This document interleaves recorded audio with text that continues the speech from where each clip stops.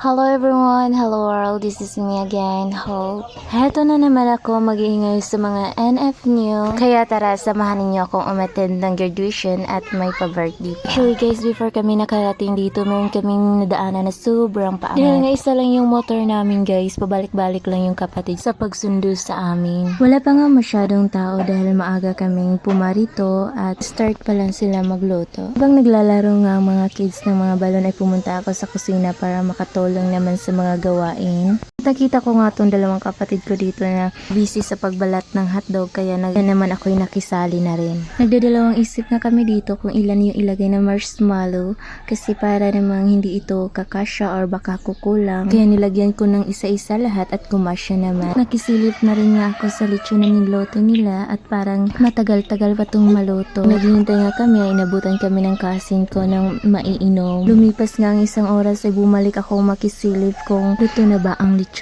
Pero sa tingin ko, yung nag-iikot ng lechon ang siyang naluluto. Dahil nga ang init ng sikat ng araw at pinapawisan itong lechon nila ay pinupunasan muna. Ako ngay nainip na kaya't binigyan naman ako ng anak ko ng pampalamig daw. Ako nga hindi makatanggi kasi nga sobrang lakas ng anak ko sa akin. Kahit anong i-offer nito o ibigay sa akin, hindi ako magdadalawang isip na tanggapin ito. At nagyabang pa tong anak ko na ininom ko daw yung binigay niya. Umaura-ura nga ako saglit dito hanggat wala pang nakahain. Ito nga ay tinabi na nila sa akin. Kaya ako nga agad na tumayo dahil natatakam na ako. Medyo lang na over pagkaluto yung liig na part ng baboy na to ha. Itong papa ko naghahanap ng mauutusan niya. So wala siyang ibang mautusan kundi itong kapatid namin na lalaki. Ito ay inarrange muna nila at niready ang lahat ng pagkain. Umalis muna ako sa pwesto ko at naglaro muna kami ng baby ko dito habang sila ay busy din sa pagbihis at makeup na din ang birthday girl. Ito na yung exciting part dahil kami yung nauna dito, kami yung unang tumikim ng balat. Huy! Ganito kasi yan guys yung iisang pamangkin ng papa ko, kumbaga siya ay dayo dito. So,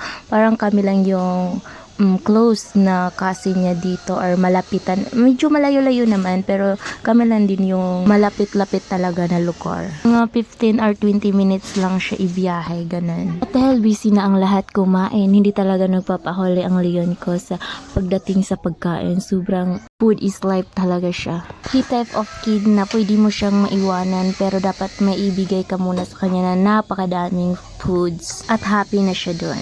At flex ko lang tong kapatid ko na napakahiyain to sa camera. Ba't ang lakas mong husga? Ito nga dalawa ay nabusog na kaya't naglalambingan na. Dahil tapos na ako sa lechon at dito naman tayo sa salad habang yung isang anak ko ay nag-ice cream na. Iba ka talaga na. At dahil tapos na kaming kumain at full tank na yung mga tummy namin, kakanta-kanta muna kami dito at hanggang dito na lang.